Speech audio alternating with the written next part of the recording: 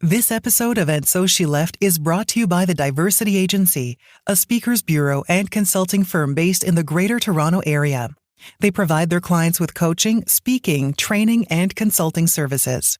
2 weeks ago, I sat down with 5 winners of the 2023 Shea Moisture Dream Fund Grant: Anita, Kristina, Monique, Shea, and Salem. If you haven't had a chance, make sure to listen to part 1 before diving into today's episode.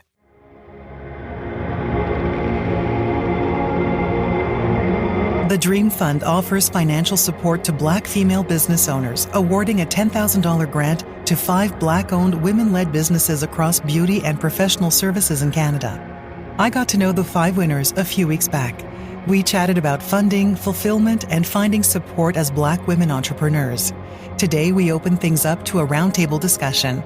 It's an even more personal exchange, one that gets to the heart of their experiences as women entrepreneurs.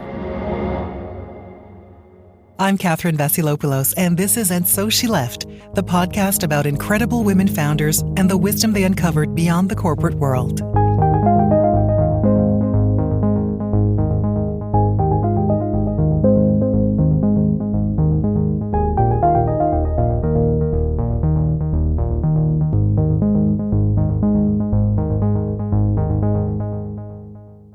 When we last heard from the 5 winners, we were talking about the importance of passion and letting your personality shine through your business. And after listening to their experiences so far, I wanted to open things up a bit.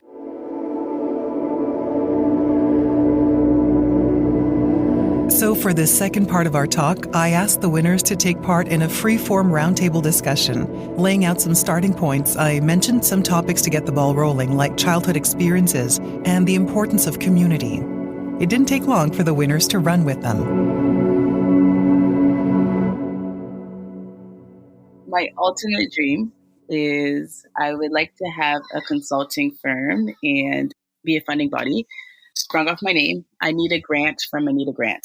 Anita Grant from I love it. I love that. I love that. Just whether it was the TV shows, the movies, really anything, there was very few Black images, right, of young Black girls. But I will say my father was very intentional in making sure that we did see that and educated us in those spaces. It wasn't actually until I entered high school where I really felt like, I don't know if this is a space for me. I was in a predominantly white high school.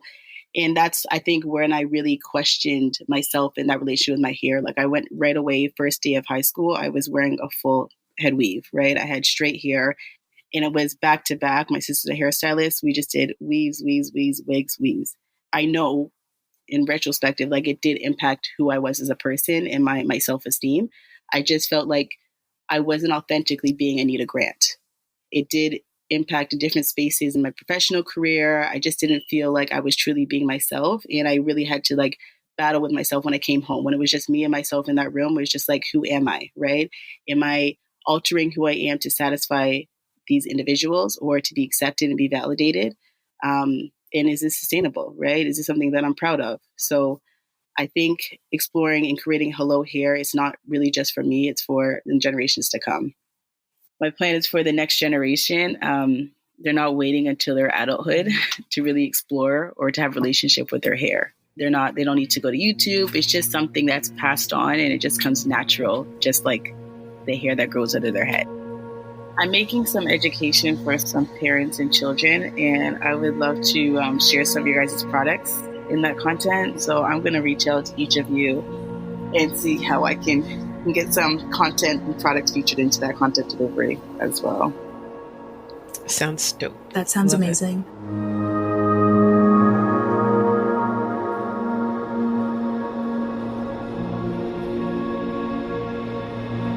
I grew up in Lagos, Nigeria, so in West Africa. I went to a private school, and so we wore uniforms. And part of each week, we'd get like a hairstyle call, and every female kind of does her hair in the same way. Be it you can kind of beautify it in whichever way, but oftentimes it was braids. So I moved to Canada in 2009. I was about 15.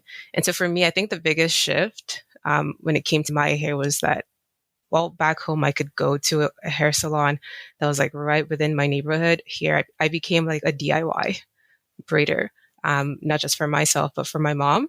And so I became self-taught in learning how to like take care of my hair and braid my hair, and then how to like use extensions.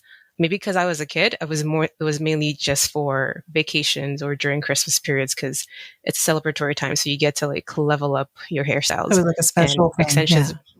Exactly. Yeah. Extensions were the way to go, or wigs. I mean, if you had the funds for it. For me, with my hair, it's been a thing of ease to manage because it's a lot of hair. With our texture, it requires patience, it requires love, it requires a lot of water, which I think back then we didn't really know the how to care for our hair, because a lot of times we're looking towards like Eurocentric standards of beauty, and yes, putting the perms, relaxers in to make our hair straighter so it'd be more manageable, but also because it was shinier and like looked pretty.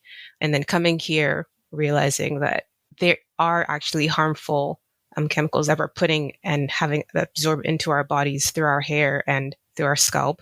So like education became like more apparent here. And for a lot of people who find that their values lean towards more environmentalism and environmental stewardship, but we're faced with either plastic hair extensions or really expensive human hair extensions, there's this internal conflict of how to care for my hair, but also be an environmental steward according to my values. So we are currently working with banana fiber. We eat a lot of bananas, but at farms, the stems, the leaves, they're kind of considered as waste. And so it goes through a somewhat manual process where it gets decorticated and retted. And slowly, as banana fibers are getting more use in the textile industry, we figured it could be a good option for braiding hair. With hair and culture and identity and just well-being, because in some of the conversations that I've had with some women, I see there being like lots of synergies within just us right here. And honestly, like I didn't even realize that like scalp sunscreen was a thing until I met Kristina. I'm very glad to have met you all through this opportunity.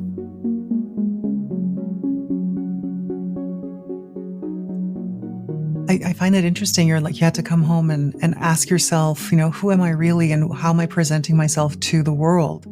And it sounds like your true identity is what you're born with, right? The hair. And I'm curious to know about the other women also on this call. What has been your experience and what did you have to change growing up and now seeing that, no, I don't have to do that anymore?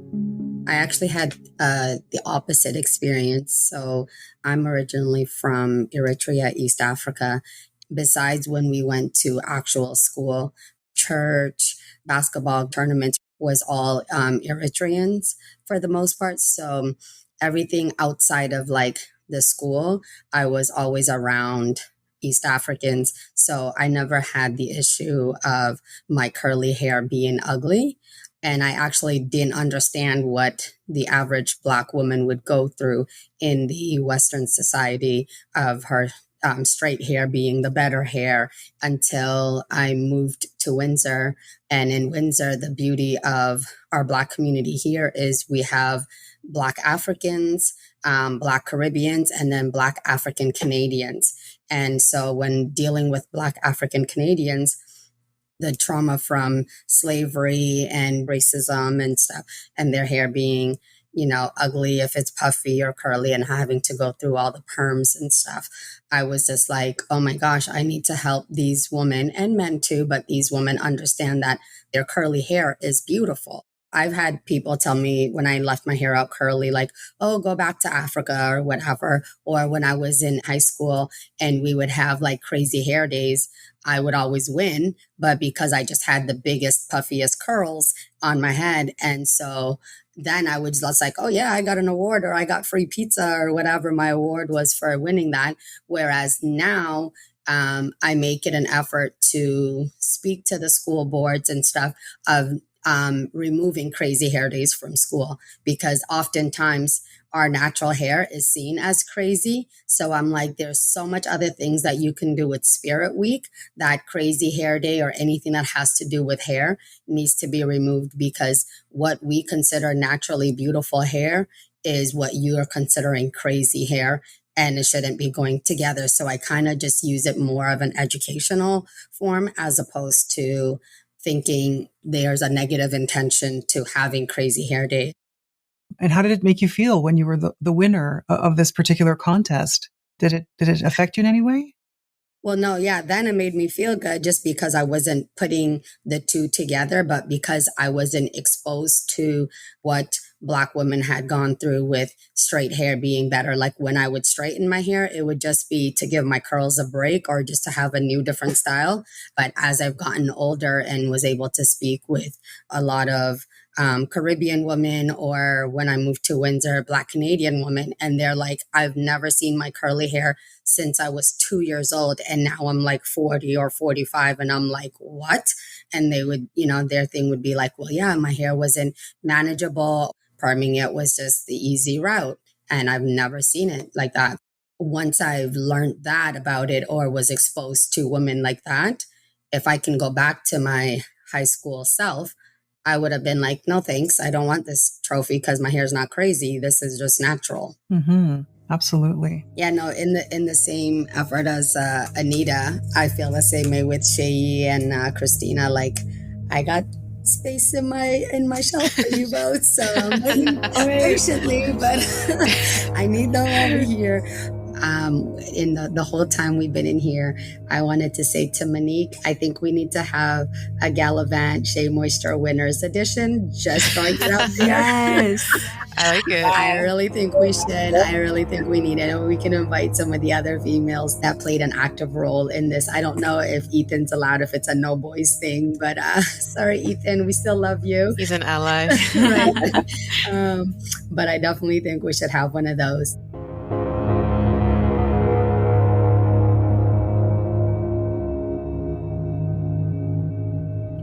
Yeah, I'd love to echo everything you just said, because I feel like, part of my dream is also being able to connect with women like you and being able to share our missions with each other and also our communities. I think, especially in like the Black community and for people of color, skin cancer isn't something we talk about. A lot of us don't tan or get sunburnt, so we think that we're safe from the sun. And I really hope to bring this knowledge to these communities and also provide people with an option they can use to protect their skin. A question we get a lot is like, do Black people even need sunscreen? And the answer is yes. Even if your skin tone is darker and you don't get sunburned, you are still susceptible to skin cancer. And tanning is also a form of skin damage caused from the sun. Even my own personal experience, like I grew up in a Jamaican household where wearing sunscreen was like not a thing unless we were going to the beach. We had like one bottle of sunscreen under the bathroom sink that was probably expired, if I'm being honest. I've come to realize that there's really a lack of options for people of color and especially people with darker skin tones. Like when you go into Shoppers, there's the same few brands that are available to you to purchase sunscreen. And we really want to provide another option for people. Skin cancer in the Black community is something to be concerned about, especially because people with darker skin tones tend to get diagnosed at later stages of skin cancer, reducing their rate of survival compared to white patients. And so being able to provide sunscreen options that feel comfortable for people with darker skin tones that, they want to wear, they feel empowered to wear. I don't want anyone to have to go into a Shoppers Drug Mart like me, like I've been doing for my entire childhood growing up, and just see the same brands that I know are going to leave a white cast on my skin when I wear them. I want people to be able to go and see products that they will love to use and feel comfortable to wear and know that they're able to comfortably protect their skin from the sun.